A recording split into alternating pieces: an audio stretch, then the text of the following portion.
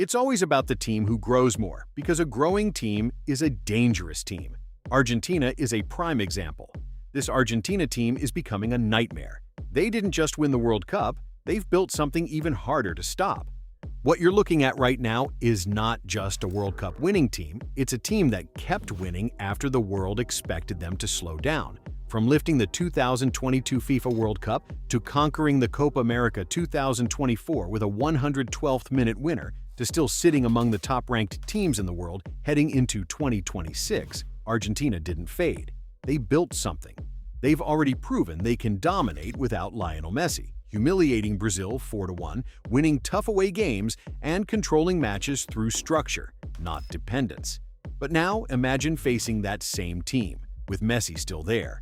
They've added new weapons, Nico Paz stepping into big moments, Giuliano Simeone emerging with real impact, while still relying on killers like Julian Alvarez and Lautaro Martinez. Behind them, a midfield that controls everything. At the back, players who don't panic, they dominate. And on the touchline, a system under Lionel Scaloni that makes every piece fit. This is not just talent. This is not just momentum. This is a team that keeps finding new ways to win. Here's the thing about winning a World Cup. Most teams treat it like the finish line. They lift the trophy, do the parade, and somewhere in the next cycle you start to feel it. The hunger fades, the squad starts leaning on old names, champions decline. That's just how it goes. Argentina looked at that law and said, no thank you. When they lifted the World Cup in Qatar in December 2022, nobody would have blamed them for easing off. They'd done it. The greatest player of all time finally had his medal. But Scaloni's side did something far more unsettling. They just kept going. By July 2024, they were South American champions again, beating Colombia 1-0 after extra. Time to claim a record 16th Copa America. Lautaro Martinez scored the winner in the 112th minute, coming off the bench, ice cold in extra time of a final. Colombia had come into that final on a 28-match unbeaten run. They pressed hard, made it physical, and genuinely made Argentina uncomfortable. Messi even had to go off with an ankle injury in the second half. Not here. Argentina didn't panic. They absorbed the pressure like a team that's been in the fire before and knows it doesn't burn them anymore. They waited. They were patient. And then, a bang. Good night, Colombia. Tournament over. That's not just winning. That's winning ugly, on purpose, when you have to. And that's a completely different skill. Lautaro doesn't get enough credit in the global conversation. He didn't just score the winner in the final. He owned that tournament, scoring in every single stage, 5 goals in total, finishing as top scorer.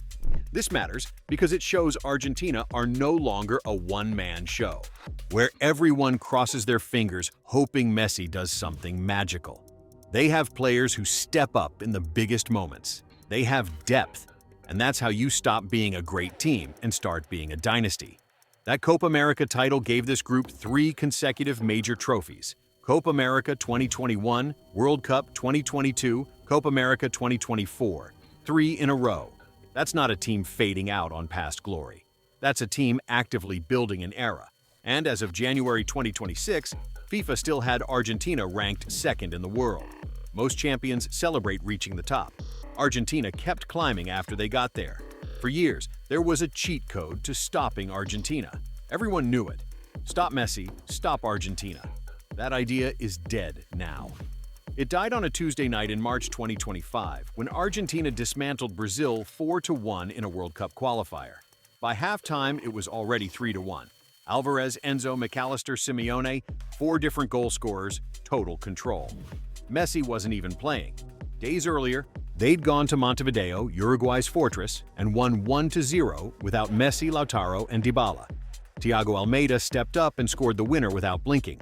Scaloni has rebuilt this team from the inside out. The pressing starts with Alvarez and cascades through to Paul and Enzo. The build-up flows through McAllister without waiting for Messi to carry it. The system empowers everyone. So now think about what this means for opponents. Your entire game plan used to fit on one sticky note. That plan doesn't exist anymore.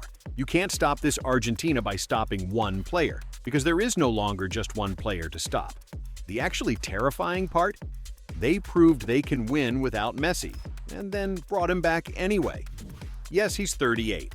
He's also just become only the second player in elite men's football history to score 900 career goals. Inter Miami's numbers had him at 82 goals and 53 assists in just 94 appearances. Kindly put the "he's done" take back in the drawer. But here's the shift. He doesn't need to carry the piano up the stairs anymore. What he does now is arguably more dangerous in tournament football. He controls tempo, slows your press, speeds up the moments that matter, and bends games like they're made of rubber. Adding him back to a team that already wins without him doesn't make it dependent on him, it just makes it complete.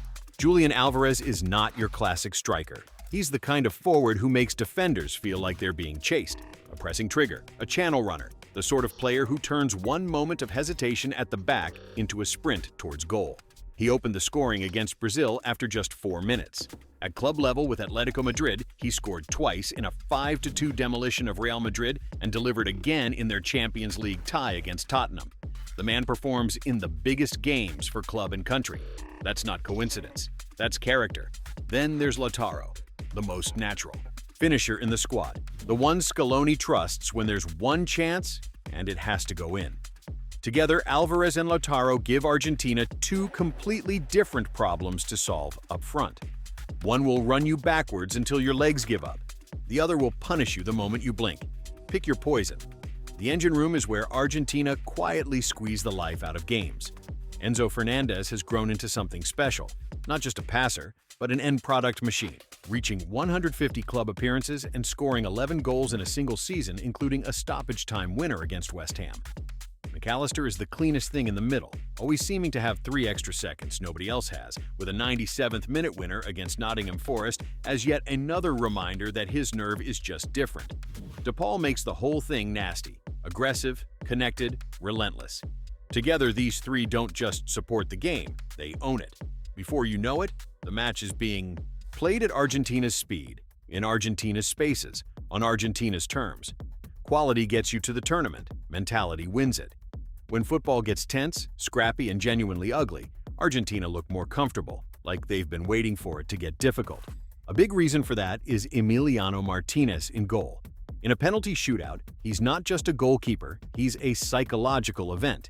He invades your personal space and makes you feel the entire weight of the kick before you've started your run-up. By Copa America 2024, he'd saved 9 of 24 penalties faced for Argentina, winning all 4 shootout situations at major tournaments.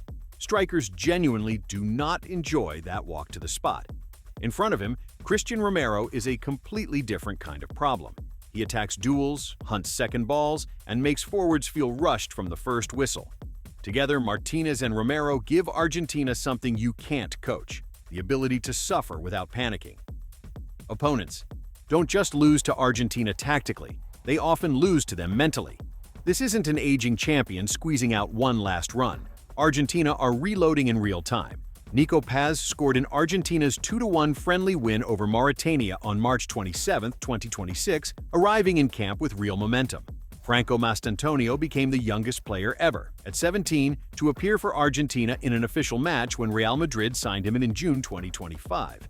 Valentin Barco, a versatile 23-cap international, is already in the senior conversation. The next generation isn't waiting in the wings anymore. They're walking through the door. But the real secret weapon, bigger than Messi, bigger than Martinez, bigger than anyone, is Scaloni himself. He stayed on after Qatar, preserving continuity stretching back to 2018. The genius is that his formula isn't rigid. Argentina can shift between a 4-3-3, a compact 4-4-2, or hybrid structures depending on the opponent. What never changes are the principles: role, clarity, midfield balance, collective work, emotional discipline. So here's where we are. Argentina won the World Cup, then won the Copa America, then proved they can beat elite teams without Messi.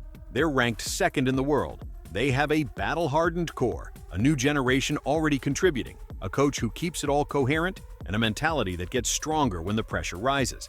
Messi is still there, but as an addition now, not a lifeline.